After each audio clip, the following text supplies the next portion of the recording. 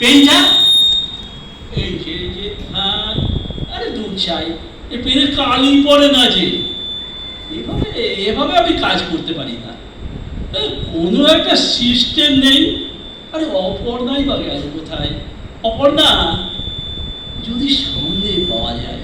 অপর্ণা, কি এত চেঁচামেচি করছো কেন সকালবেলা উঠে? ভোর হতে না হতেই। ভোর 6:30 বেজে গেল, আর তুমি এটাকে বলছো ভোর? ভোর 6:30 না বলে এটাকে কি বলা উচিত তুমি বলো? বেলা 6:30, দুপুর 6:30, নাকি সন্ধে 6:30? না না, মাঝরাত 6:30। তোমরা আর একবার টয়লেট সেরে এসে 5 বালিশ আঁকড়ে 5 মিনিট ঘুমিয়ে পড়ো। আরে যত ঝক্কি আমি পোহাই। কি ঝক্কি তোমাকে পোহাতে হচ্ছে শুনি? কেন শুনলে না কাল মিটিংয়ে?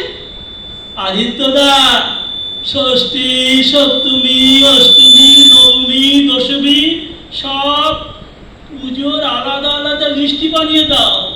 পুজোটা তো তোমাকেই করতে হবে। পুজোর নির্ঘণ্টটা ভালো করে পাঁচি দেখে লিখে ফেলো।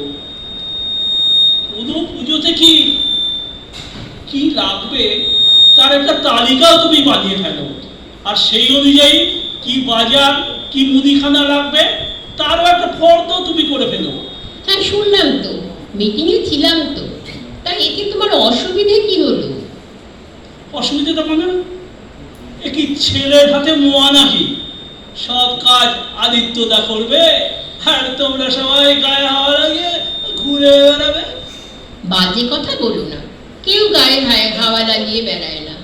প্রত্যেকেই যথাসাধ্য কাজ করে এখানে, সে মহিলাই বলো আর পুরুষই বলো। পল্লবদা, উত্তমদা, মিত্রবাবু, সেনবাবু, চৌধুরীদা, চ্যাটার্জিদা, কল্যাণ, দিলীপ সবাই কাজ করে, আর আমরা মহিলারাও করি। হ্যাঁ, তুমি তো এখন ওদের হয়েই বলবে। তোমাকে আবার সেক্রেটারি করে দেওয়া হয়েছে যে। তাতে কি তোমার গাত্রদাহ হচ্ছে? আরে মোটেই না, কারণ সেক্রেটারি হিসাবে তোমার নামটা তো প্রপোজ করেছিলাম আমি, নাকি?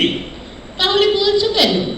আর এটা কি এমন সাংঘাতিক কাজ যে তোমার মাথায় যেন বাজ ভেঙে পড়লো? এই কাজটা তো তুমি কয়েক বছর ধরেই করছো, তাহলে তোমার এবার লিস্ট রেডি থাকে না কেন? তুমি নিজেই বা সব সিস্টেমেটিক ওয়েতে সাজিয়ে রাখবে না কেন? না মানে আমার তো সব সাজানো গুছানোই থাকে, কিন্তু কোথায় যে গুছিয়ে রেখেছি সেটাই তো মনে করতে পারছি না। আর তো তোমায় ডাকছি সেই জন্যেই। কোথায় বা রাখবে? এই টেবিলেই কোনো ফাইলের মধ্যে বা আলমারিতে কিংবা দেরাজের ভিতরেই থাকবে কোথাও। এইটুকু তো জায়গা, যাবেটা কোথায়? ঠিকই বলেছ, এইটুকু জায়গা, কতটুকুই বা জায়গা।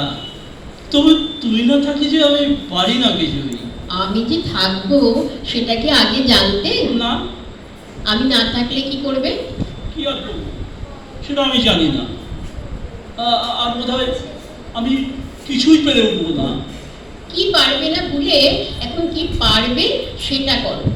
বাজার আর দোকানের ফর্দগুলো করে দাও, ওরা আস্তে আস্তে একটু একটু করে বাজার দোকানটা শুরু করুন। ওই চলো দেখি দেখি, খুঁজে দেখি আগের বারের ফর্দগুলো কোথায় রেখেছো। একটা খাতায় লেখা ছিল না? হ্যাঁ ছিল তো, মনে লেখা আছে অবশ্য কিছু কিছু। ছোট থেকে গ্রামের বাড়িতে দেখতে দেখতে সব মুখস্থ হয়ে গেছে। ও তোমাদের সেই দেশের বাড়ির পুজো, সে তো বহু বছরের পুরনো, তাই না?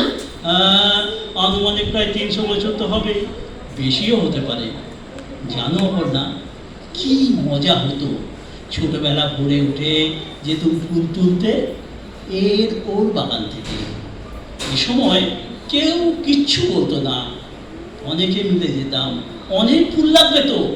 তারপর সপ্তমীর সকালে নব পত্রিকা স্নান করিয়ে আনতাম নির্দিষ্ট পুকুর থেকে। মানে কলা বউ চান করানো? পুকুরে স্নান করিয়ে আবার বিভিন্ন রকম জল তেল সুগন্ধি দিয়ে আবার স্নান করিয়ে পুজো করা হয়। সধবা মহিলারা প্রদক্ষিণ করে সাদর আমন্ত্রণ জানান। তারপর বয়োজ্যেষ্ঠা সধবা মহিলা তাকে আদর করে বরণ করে আনেন। জানি। তারপর সব দেব দেবীর প্রাণ প্রতিষ্ঠা, চক্ষুদান করা হয়। এবার এই পুজোয় কি কি লাগবে লিখে ফেলো প্লিজ। তারপর অষ্টমীর দিন সন্ধি পুজো। ওরা অনেকে কিন্তু আমার মা খেয়ে থাকতো সকাল থেকে সন্ধি পুজোর অঞ্জলি দেবে বলে। সাধারণত রাত্রের দিকে এই সন্ধিক্ষণটা আসে জানো। 108টা পদ্ম আর 108টা প্রদীপ লাগে তো জানি, এত বছর ধরে দেখছি তো। অষ্টমী সন্ধি পুজোর ফর্দটা তাহলে বানিয়ে ফেলো। আদিত্যদা, মহাসন্ধিক্ষণ কাকে বলে জানো? এতক্ষণে বোধ হয়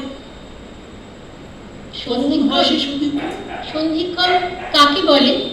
মহাষ্টমী তিথির শেষ 24 মিনিট আর মহানবমী তিথির প্রথম 24 মিনিট, মোটেই 48 মিনিট সময় হলো মহাসন্ধিক্ষণ। সন্ধি পুজো এই 48 মিনিটের মধ্যেই শেষ করতে হয়। তোমাদের দেশের বাড়ির পুজোয় নবমীর দিন বলি দেওয়া হতো না? হ্যাঁ, তা হতো তো। 3 পাঠা বলি দেওয়া হতো।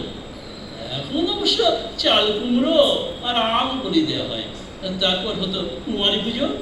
আমি একবার কুমারী হয়েছিলাম জানো, আমাদের পাড়ার পুজোতে। তখন 5 বছর না 6 বছর বয়স মাত্র। পাড়ার লোকেরা বাবাকে বলেছিল, বাবা তো ছিল পাড়ার পুজো কমিটিতে। মা প্রথমে রাজি হয়নি, পরে বাবা জোর করতে রাজি হয়েছিল, কিন্তু ওই 1 বছরই, আর হতে দেয়নি। কাত্তায়নায় বিদ্মহে কন্যাকুমারী ধীমহি তন্নে দুর্গী প্রচোদয়াৎ। এর মানে কি?